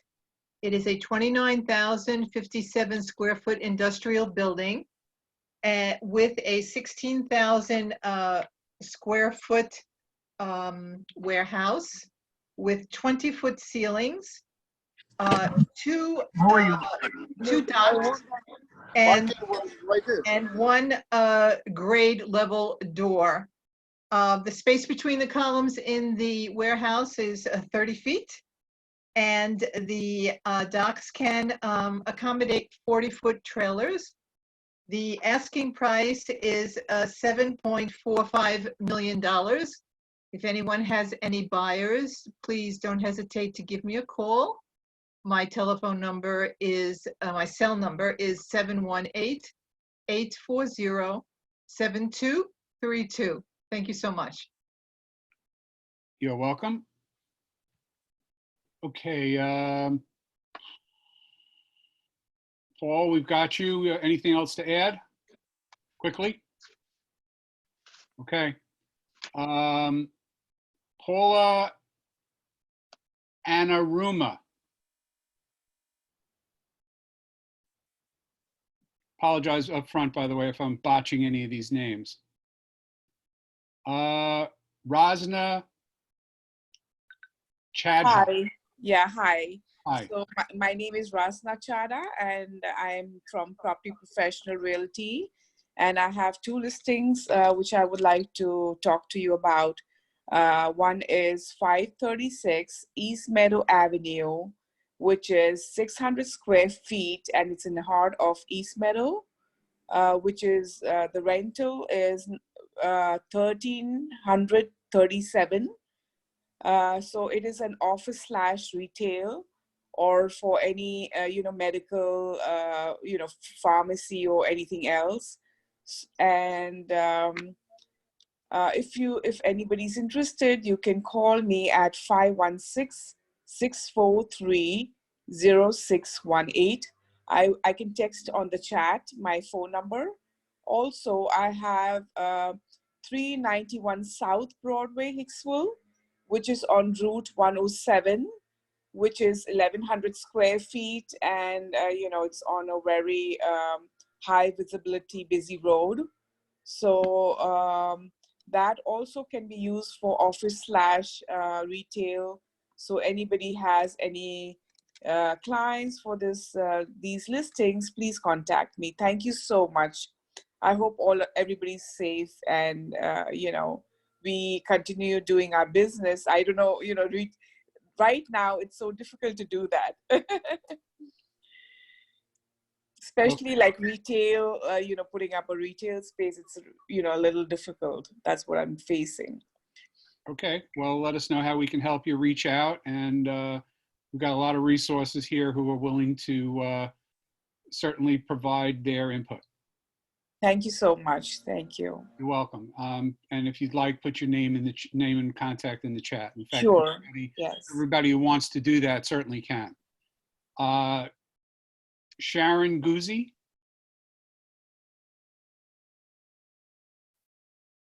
Hal, unmute her. I know she had a question. Yeah, she's here. Can you hear me now? We can hear you. Okay, I had a couple of questions. I mostly do residential. I do some commercial. I'm having problems with a couple of tenants, 3 of them actually at this time, because of the governor's announcement that you don't have to pay rent until August. So they're using that as a tool, these professional tenants, to not pay rent even though they're working, which is not what it was made for. And so one of the tenants told me directly that I'm taking advantage of the governor's, what the governor's saying, I'm not paying until August. On the other hand, refuses to let me show the property that's listed by the owner, saying that she won't show until after the pandemic is over. I'm not sure, like, what is the pandemic? When we open, is the pandemic over? Or is the pandemic over when the whole world recovers? Like, what does that mean when the pandemic is over also? Right. If there's anybody, why don't you take that offline unless somebody has a quick answer to that? Because we do need to keep moving. Mm-hmm. Let me take a quick dive at that. One of the things that's happening, the question that I had thrown out before about, gee, can you force somebody to come back to work? The answer is, if you meet OSHA guidelines on that, you're okay. You can show as long as you meet OSHA guidelines. If you assure them everyone will wear masks and you will not touch anything, you're going to be within the guidelines.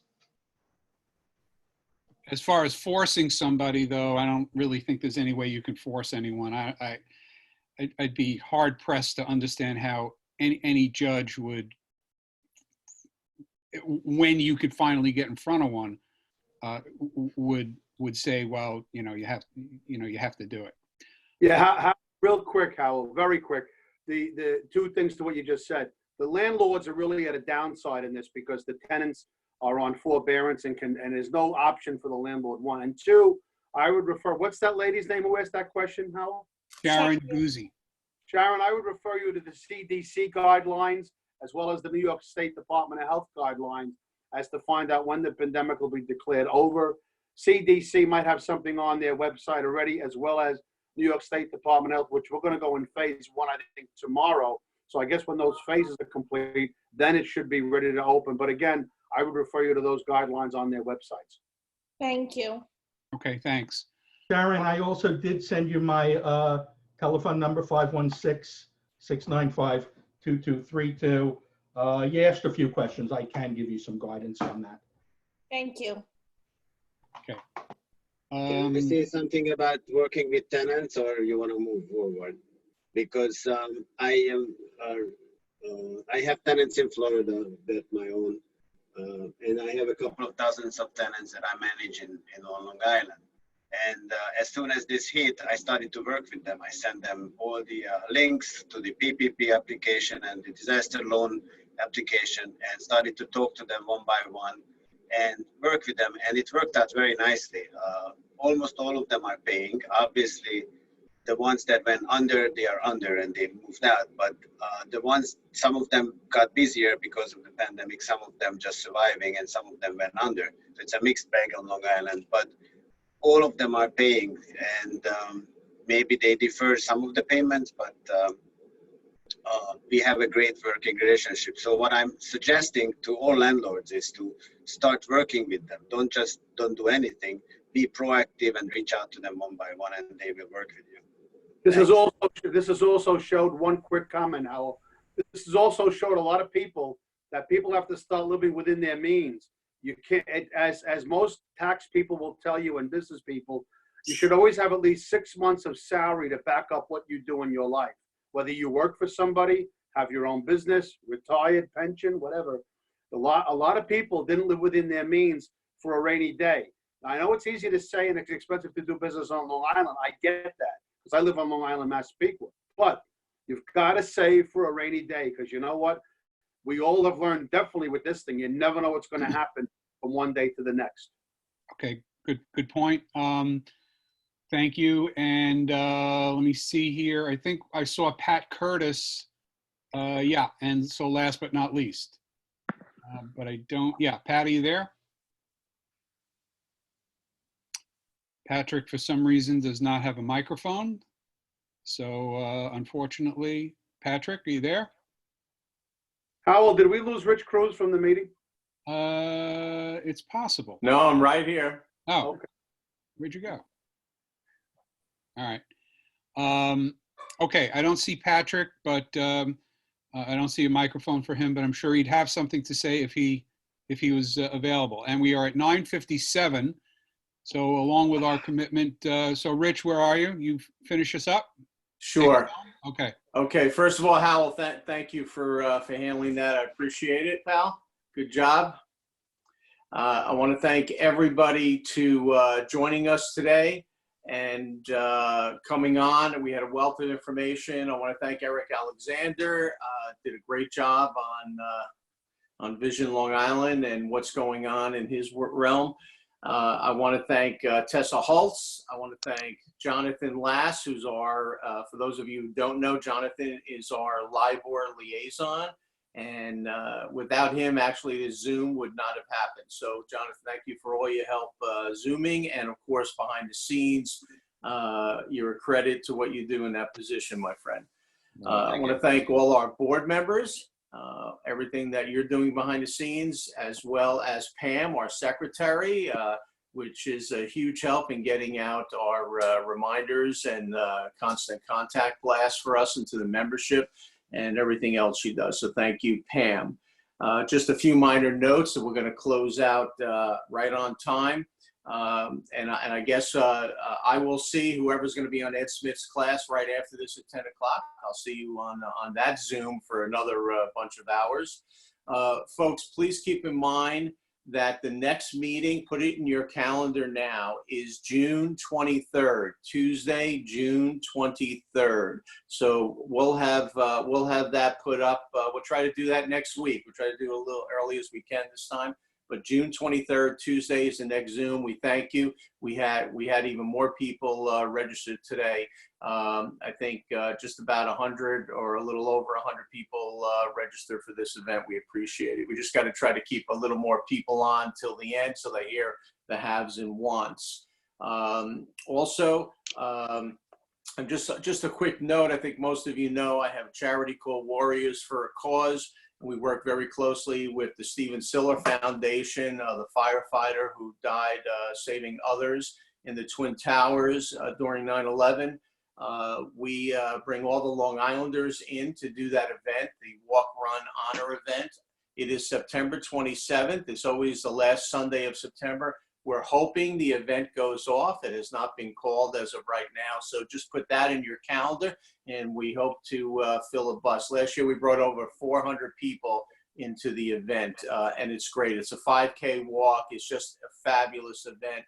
And of course, for a great cause. And you see Tunnel to Towers now is, you see their commercials all over with Mark Wahlberg and such. And we help raise money and give houses to fallen heroes, spouses and their families. So please put that. September 29th, last Sunday in September. Also, one final note, I just want to say to our longstanding member, Erwin Krasnow, a former board member here at CNLIBOR. Erwin, heartfelt condolences out to you, my friend. Erwin and I have worked together in the past many years ago. I know him a long time, and really just really hearts and prayers to you, my friend, and from all of us on the CN board and all our members of the passing of your mom and your other friends and relatives. I know just about everyone on here. I've had a bunch of friends, parents pass, and a bunch of people that have been sick. So everybody just stay safe. Please come back and, feel free to call, text Howell, myself, any board member during this period to discuss anything, to help out, and just keep the information flowing to our CN members. And with that, Howell, any other last words? Just one more thing, which is to please get on our Facebook page. That's where a lot of information goes as far as our group is concerned.